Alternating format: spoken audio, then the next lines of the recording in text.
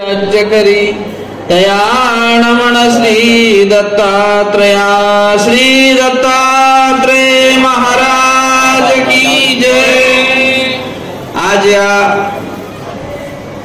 पवित्र अशा मंगळ अवसर प्रसंगी या प्रस्तुत धर्मसभेचे अध्यक्ष आदरणीय परमपूजनीय कवीश्वर कुलाचार्य श्री कना श्रीनिवासी बाबाजी, त्याचप्रमाणे आदरणीय कवीश्वर कुलाचार्य अखिल भारतीय महानुभाव परिषदेचे अध्यक्ष श्री बाबाजी, त्याचप्रमाणे या ठिकाणी कवीश्वर कुलभूषण कवीश्वर आमनाय श्री गुंफेकर बाबाजी, आदरणीय आचार्य प्रवर श्री तडगाव निवासी बाबाजी, त्याचप्रमाणे आदरणीय आचार्य प्रवर श्री कापूस तळणीकर बाबाजी, या ज्ञान मंचावर उपस्थित आदरणीय प्रातस्मरणीय आमच्या या उपाध्य कुळातील ज्येष्ठ श्रेष्ठ आणि मार्गदर्शक असलेले व्यक्तिमत्व म्हणजेच शहादा निवासी परमपूजनीय श्री मोठे दादाजी, आदरणीय आचार्य प्रवर आमनाय आचार्य श्री एकशदेव बाबाजी,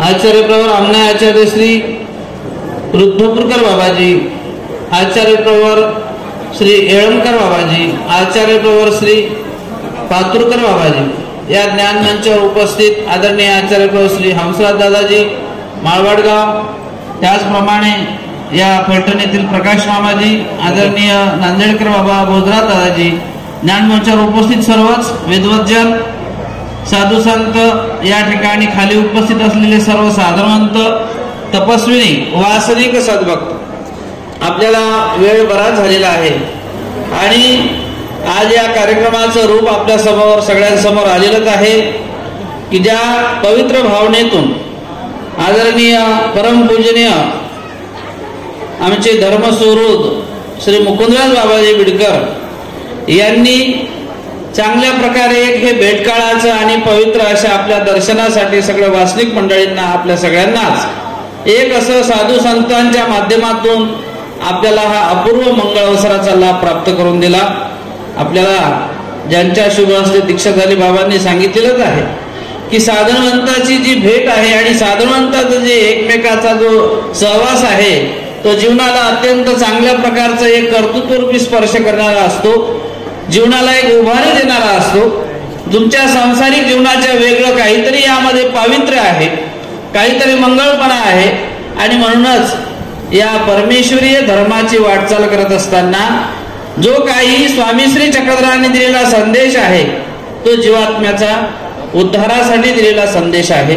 कारण आत्म्याचा जो उद्धार आहे तो पारलौकिक कर्तव्याशिवाय होऊ शकत नाही।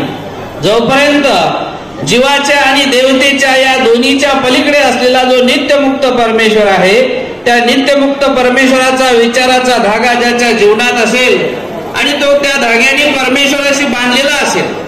आमचे स्वामी श्री चक्रधर महाराज म्हणतात की जी दशी आहे ती दशी त्या नामधारकानी असो, वेदवंत असो, बोधवंत किंवा अनुसरला जर त्या परमेश्वराची धरून ठेवलेली असेल तर निश्चितच त्या नित्यमुक्त परमेश्वराचं असलेलं अच्युत पद गाठायला त्याला वेळ लागणार नाही। आणि म्हणून देव हा भक्ताचा पाठीराखा असतो, परमेश्वर पाठीमागे उभा राहतो, तो भक्ताचा राहतो आणि जो कधी त्या परमेश्वरापासून विभक्त होत नाही तो भक्त असतो।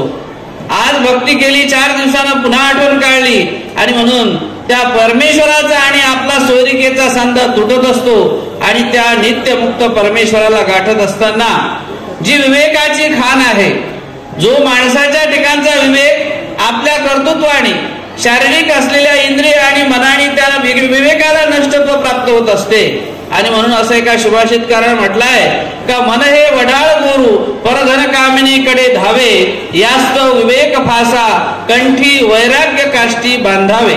या मनाला जर वैराग्याचं काष्ट जी विरमता सांगितली आहे स्वामी श्री चक्रधरांनी की इहलौकी आणि पारलौकिक ज्या दोन्ही सुखावरून त्याचं मन विरमले पण त्या ठिकाणी निर्माण झालं पाहिजे आणि ती प्रक्रिया संन्यासाशिवाय होत नाही।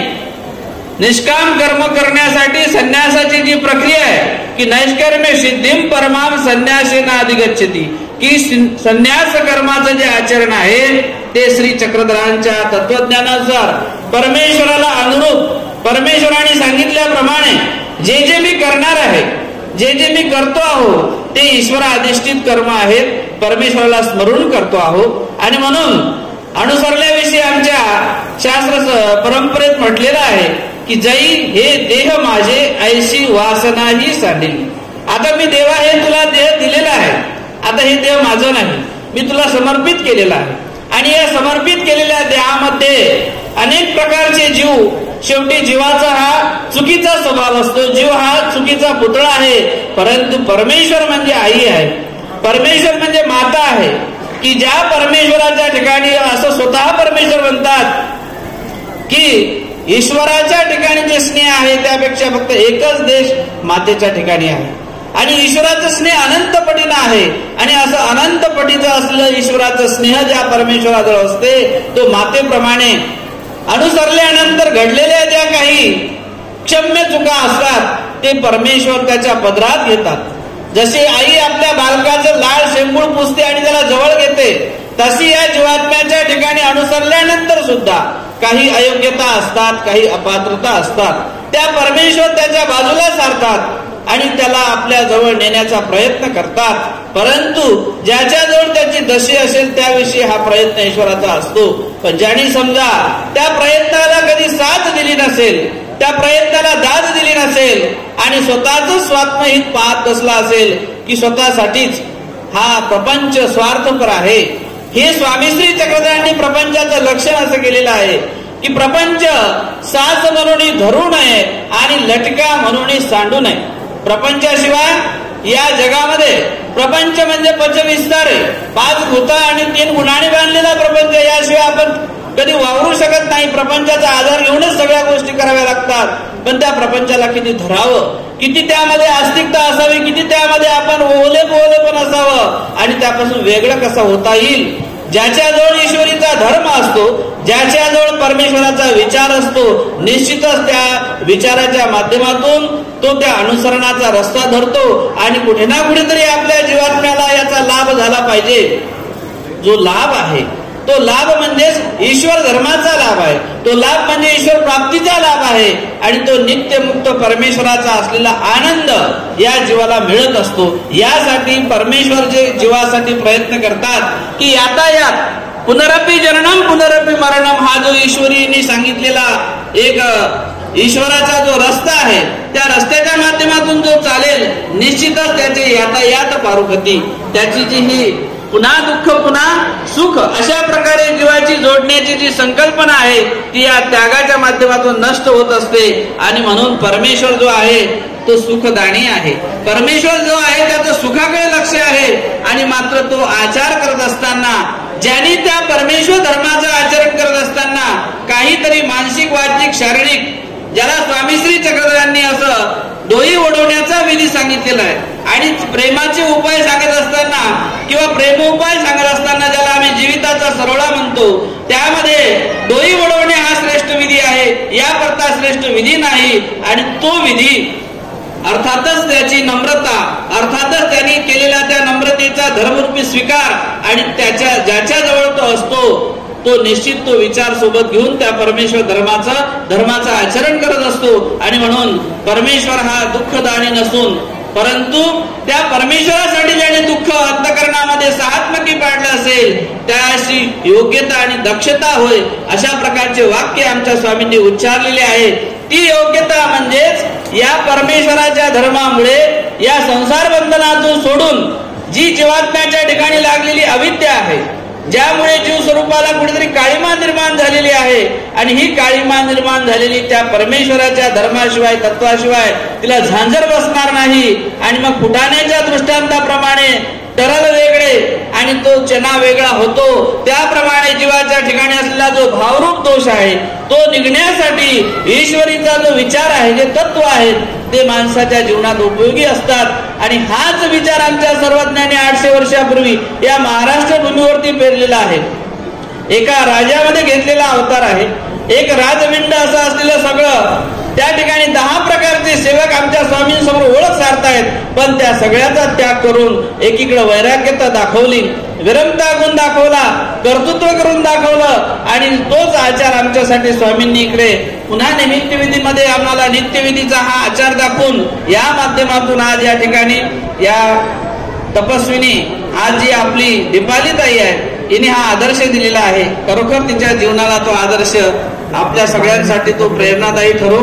आणि या दीपालीनी म्हणजेच राणीनी आमच्या या महानुभाव संप्रदायात अशी एक म्हण आहे की तिचं नाव दीपाली आहे पण तिला राणी असं कौतुकाने म्हणतात आणि मी सुद्धा नेहमी राणी राणी म्हणून संबोध करतो. आमचे असलेले श्री नाना म्हणजेच महेंद्र मुनी, सिंधुताई, आमच्या रंगूबाई आणि सगळं परिवार, हा सगळा परिवार आणि आमच्या राणीचेच असलेला एक अनन्य असा संबंध आहे. आणि त्या माध्यमातून एक पारिवारिक जसं तुमच्या सांसारिक जीवनामध्ये एक ऋणानुबंध किंवा कुठल्या तरी प्रकारे स्नेह असते पण हे स्नेह एक ईश्वराला अनुलक्षून आहे. हे स्नेह बंधनाच्या वेगळा आहे. धर्म व्यतिरिक्त जर स्नेह झाला असेल तर ते निश्चितच ते धर्म व्यतिरिक्त स्नेह कुठेतरी आपल्याला बंधनात टाकणार असते. म्हणून धर्मांतू सामायेतुके स्नेह करावे. ज्या गोष्टी धर्माची वीज जर झाला असेल एखाद्या स्नेहाला तर ते दोषाकडे नेऊ शकते पण धर्मामध्ये सामावणारा जर स्नेह असेल निश्चितच ते परमेश्वराच्या मार्गाकडे नेणार असते. अशा माध्यमातून धर्मरूपी स्नेहाचा धागा या श्री वर्धनस्थ कुळाच्या माध्यमातून आमच्या श्री गुरुवर्यांपासून माझे श्री गुरुजी त्या दीक्षार्थीची इच्छा होती की बाबांच्या सानिध्यामध्ये हा विधी झाला पाहिजे पण तो योग पुरला नाही. तरी त्यांचा मनोधर्म या कार्याच्या ठिकाणी आहे हे निश्चित समजतो. प्रसन्नता आणि कुठला तरी मनोधर्म कार्य करत असतो आणि म्हणून आमच्या या परंपरेमध्ये असं म्हटलेलं आहे की गुरु स्वरूपाचं चिंतन असेल पाठीला तर निश्चितच त्याचा तो प्रवास सुखरूप होत असतो. आणि त्या प्रवासाच्या माध्यमातून त्या ठिकाणी त्या चिंतनाने त्याची योग्यता वाढत असते. आणि अभिचारिक अविद्येचे चिंतल्या होय. एरवी असं म्हटलेलं आहे की एखादं काही दुःखरूप देहाला दोष असतील किंवा काही देवताची पीडासारखं काही कार्य असेल, अविद्यात्मकाचं काही कार्य असेल ते सुद्धा गुरुश्रुतांच्या चिंतनाने, साधुवंतांच्या चिंतनाने त्याचंही त्या ठिकाणी भलं होत असते. आणि म्हणून चिंतनाचं फार बळ आहे असं या ताईच्या ठिकाणी हे सगळ्या साधुवंतांचं चिंतन असावं. तिच्या माध्यमातून आदरणीय श्री मुकुंदराज बाबाजी यांचा परिवार आणि यांनी हा महान मंगल असा योग आपल्यासाठी घडून आणला. आणि म्हणून या परिवारासाठी आपल्या सगळ्या अधिकरणाला मी एक प्रार्थना करतो की सगळ्यांचं चिंतन त्यांच्या पाठीशी आपण असावं ही तुमच्याकडून मी एक अपेक्षा करतो.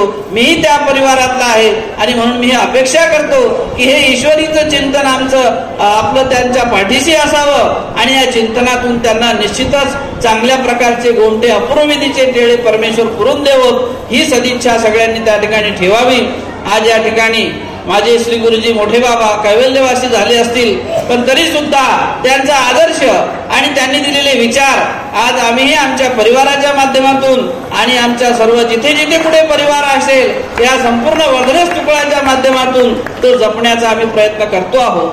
कुळाचाच नव्हे तर पंथातील सुद्धा जो साधक आहे तो माझा आहे, तो श्री चक्रधराचा आहे आणि त्याच्या ठिकाणी तो परमेश्वरीचा धर्म आहे म्हणून तो निश्चित माझ्या हृदयाशी जोडला असावा. आणि म्हणून सगळ्या साधवंताशी आम्ही आज आलेले संपूर्ण जे काही साधवंत आहे या संपूर्ण वर्धनस्थ कुळाच्या वतीनं सगळ्यांना या ठिकाणी आपणा सर्व साधवंतांना दंडोत प्रणाम करतो. आणि माझ्याकडे दिलेली जी सेवा आहे त्या सेवेच्या माध्यमातून मला हे 2 शब्द बोलण्यासाठी या ठिकाणी जे संचलन मंडळ ज्यामध्ये आमचे श्री हरिकाका आहेत आणि गोंजा दादा आणि यांनी या ठिकाणी हा मला वेळ दिलेला आहे.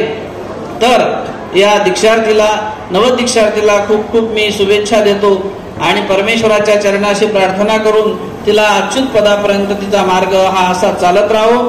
आणि आदरणीय परमपूजनीय महंत श्री मुकुंदराज बाबाजी यांनी या ठिकाणी या कार्याच्या रूपानं केलेला हा एवढा मोठा जो काही आज पवित्र मंगळ सोहळा आहे तर त्यांच्याही जीवनात परमेश्वराने अशाच प्रकारचं सुख स्वास्थ्य लाभू अशी परमेश्वराचरणी प्रार्थना करतो. आणि या कार्यक्रमासाठी आमचे कैवल्यवासी श्री सरळ बाबा आणि कैवल्यवासी श्री गुरुजी मोठे बाबा या दोन्ही अधिकरणांचं यांच्यावर विशेष प्रेम होतं आणि त्यांनी तो प्रेमाचा झरा जसा चालू ठेवला तसाच तो प्रेमाचा झरा आमचा सातत्याने चालू राहील बाबा ही आपल्याला शाश्वती देऊन माझे 2 शब्द या ठिकाणी संपवितो. सर्वज्ञ श्री चक्रधर स्वामी की